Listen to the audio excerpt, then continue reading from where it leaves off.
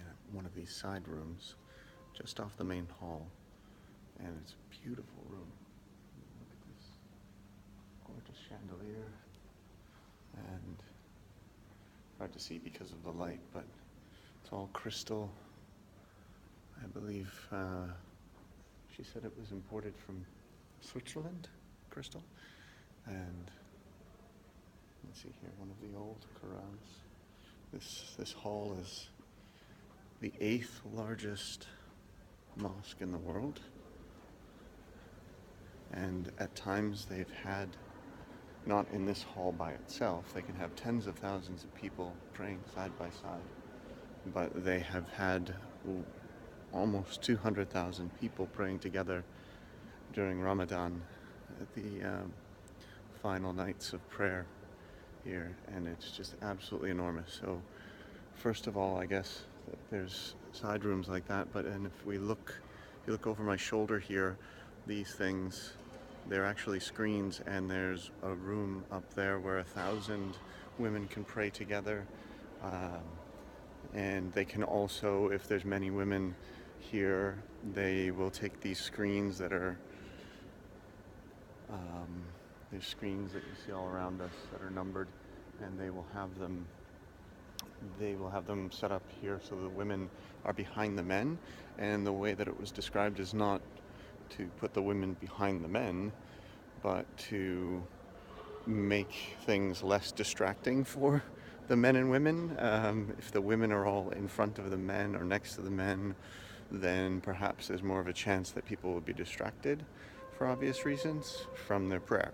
So they put the women here, and actually the women feel much more comfortable. Oh my goodness, I want to see that room. You can see all the chandeliers up in the room here in the back, and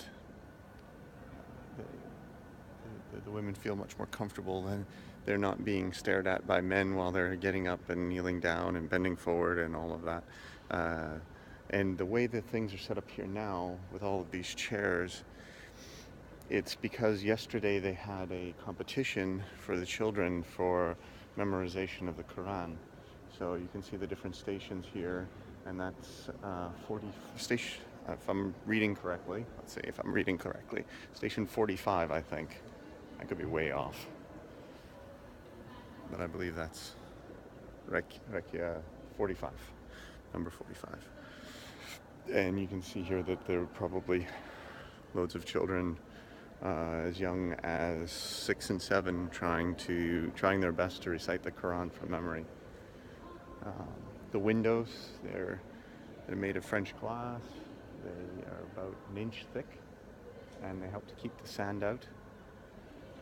And all of the tiles and everything here, it's all, even the carpet, it's all to reflect. You can see here, let me see if I can get down pretty close. So you can see here on the carpet that it's to reflect a celebration of the earth. So you see lots of flower patterns and things like that. And the point is the direction that everybody stands towards to pray. And they stand along the line, shoulder to shoulder, during prayer time. So they just sort of fill in the gaps. And this chamber here, when you stand facing it and you speak to that wall and facing the same direction as everybody else is facing, and you're praying as the imam, then your voice echoes off of the dome up here so everybody can hear you. So it's a sort of a low-tech solution to getting your voice heard by everyone in the hall. So it's absolutely gorgeous. It was started in the late 70s, finished in the mid 80s, then recently rebuilt the roof, maybe about 10 years ago, I can't remember. And it was a French architect who put the design for the new roof, which is to reflect the 4 pillars are like stems of a flower, and the ceiling is all flowers and earth and sky, celebration of the earth. So very, very pretty and impressive. Huge hall. Well, I'm going to go back over here and see what everybody's doing.